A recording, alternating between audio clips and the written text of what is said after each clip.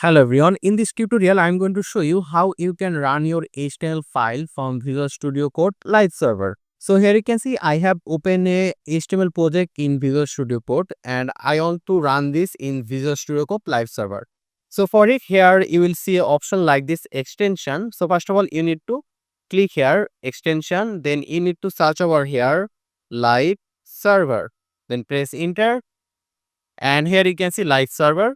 You can see live server and we need to install it. So here you can see a install button here. So just click on install and there you can see it is installed. So now we can just close this and let's go back to our project. So here you can see currently I am in the index.html. So right now here you will see a view option. Just click on view and then you need to click here command plateau. There you can see, just click here. Then you need to search over here live server. So you will see this option open with live server. So if you now just click it, it will open in the live server. Here you can see it open in the browser.